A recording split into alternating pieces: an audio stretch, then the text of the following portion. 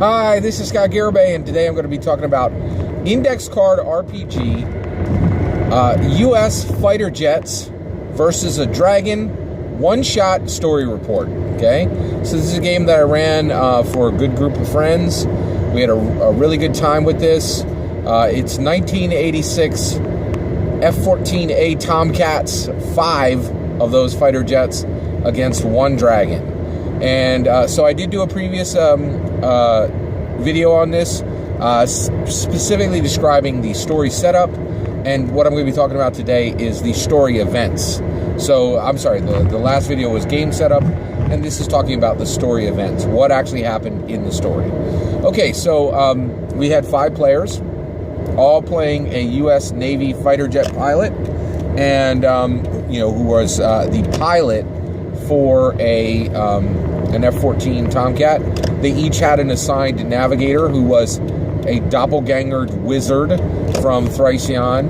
Those doppelganger wizards open up a portal from Earth, allow the fighter jets to come through into Thracion to fight this dragon, right? That was prophesied to be at this one place, right? Now, and our players were Alyssa, Dom, Ted, Bill, and Mike. Okay, and so basically, right before they go through the portal, there was one other thing that occurred. Well, actually, there was a couple of quick events that occurred on the Earth side.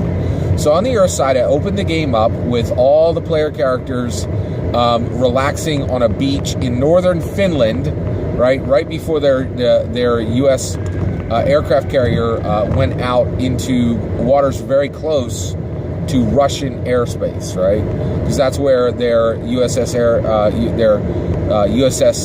aircraft carrier, the USS Hamilton, was actually positioned. Okay, so at this point, I told them, you guys are on the beach, you're just playing volleyball.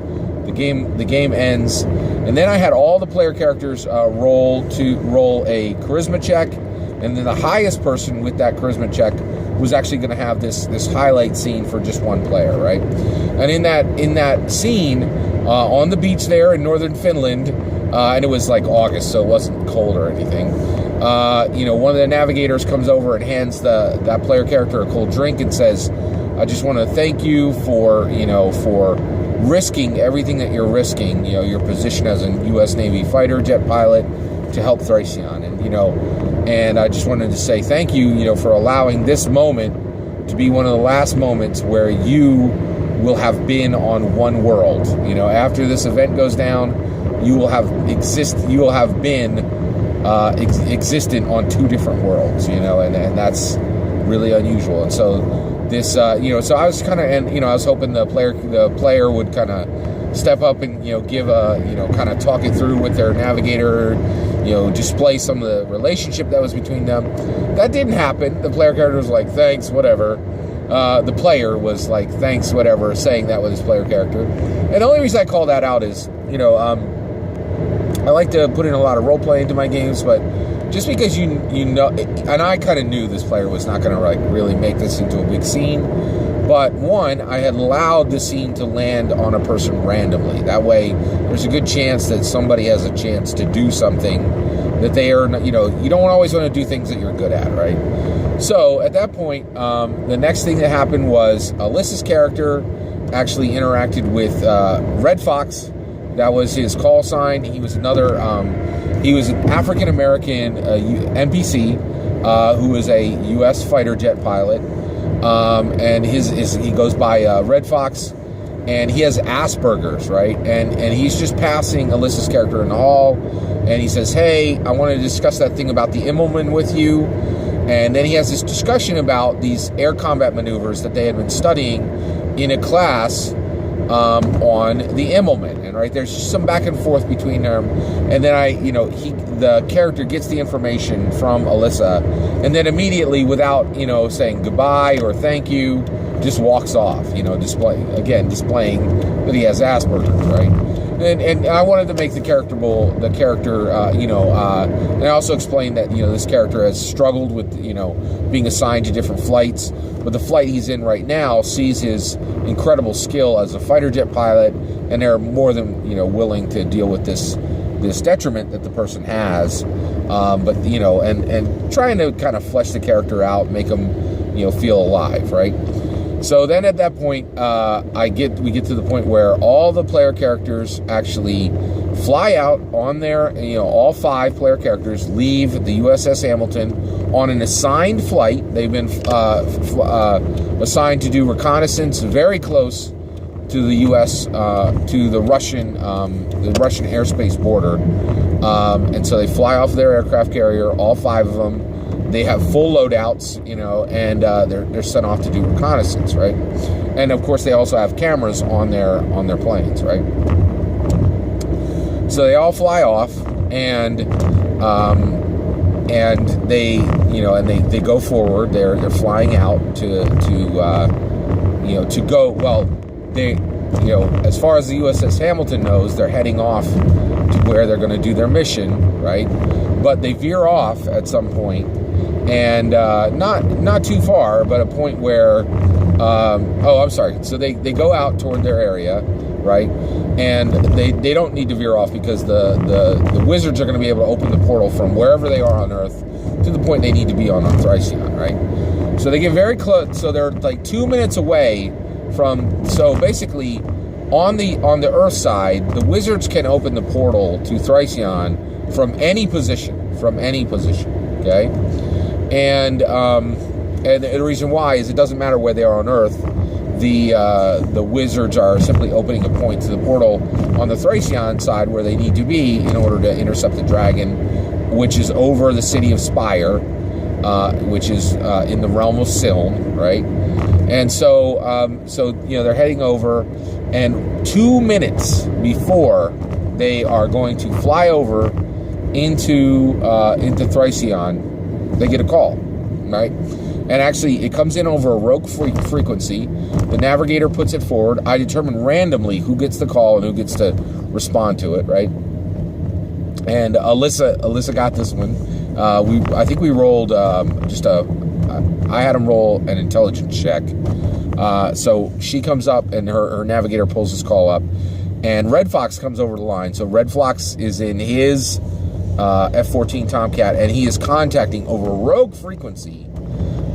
He's contacting Alyssa's character, who went by the name Banshee, right?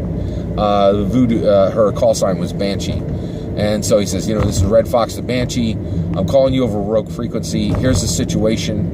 I'm 40 miles over the red zone. We are in Russian airspace over Russian waters.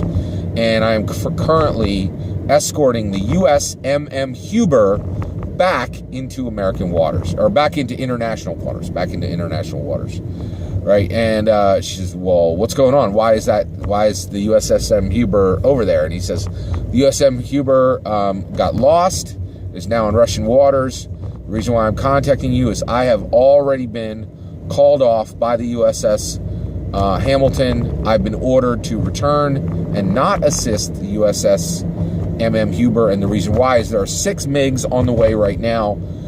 Me and my navigator Keebler, so it's Red Fox and Keebler, are currently over, are escorting the ship back. But the USS Hamilton has ordered us to return and not to assist the USS Huber.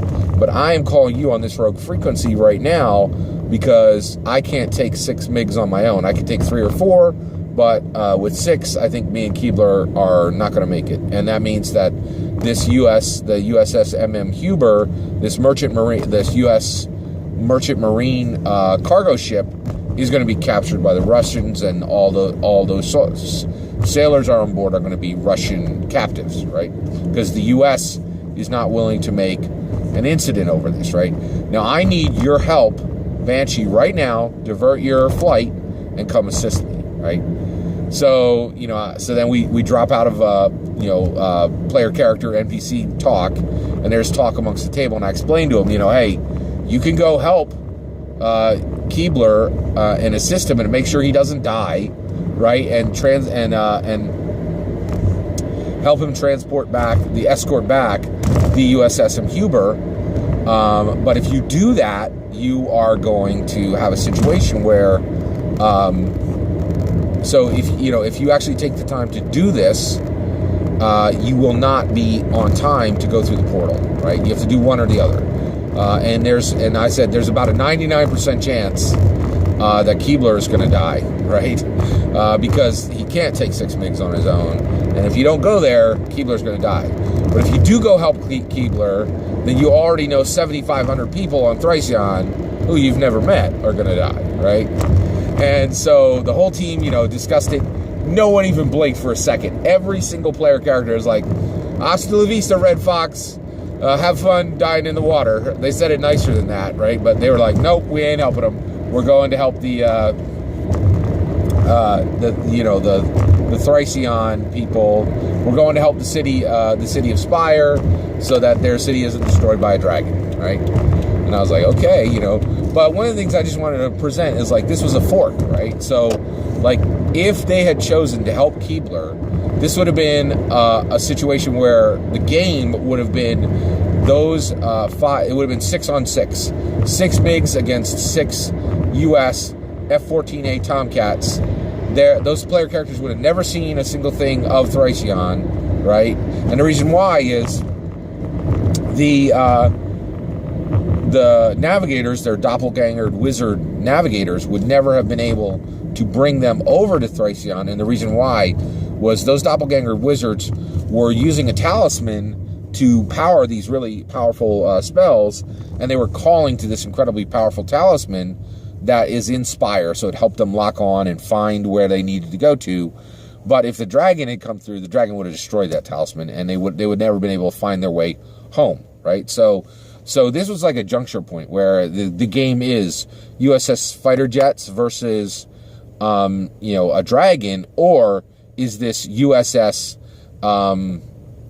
fighter jets versus Russian MiGs, right, in 1986. And honestly, I didn't want to see a USS fighter jets versus Russians MiG game. But one of the things I'm absolutely committed to in all of my tabletop role-playing games is that, I set up the pins.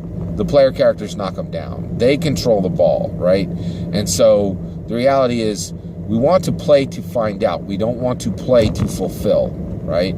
So I thought it was really important, and I thought it was really fascinating that that the player characters were like, we really want to make sure that that we help these people on Thracion in the city of Spire, so that city isn't destroyed and 7,500 people who have been prophesied to die don't die, And they're like, we're not going to help this one U.S. fighter jet pilot to, if it's going to cost the lives of 7,500 people, even though we've never met them. So I thought that was really interesting. I was hoping to tell you the whole story. So this video is just specifically the decision point of whether this game would be USS fighter jets versus 6 Russian MiGs, or whether it would be USS fighter jets versus a dragon. The player characters did decide that this game would be USS fighter jets versus a dragon, and so that is just what I wanted to tell you today. And then I will of course make another video which will give you the story of when those players actually did interact with the dragon, which was Vanguius Safe is its name, and Saphe. Now realizing that's not maybe not the best name for a dragon if it's the last part of his name is Safe. But hey, we're all human, right? I really had a wonderful time with this game, and thank you guys very much for just checking out this game report. And I will have the rest of the content for you very soon, so that you can hear what happened when 5 F14A Tomcats went up against a single ancient dragon. Thank you very much, and have a great evening. And please consider liking and subscribing.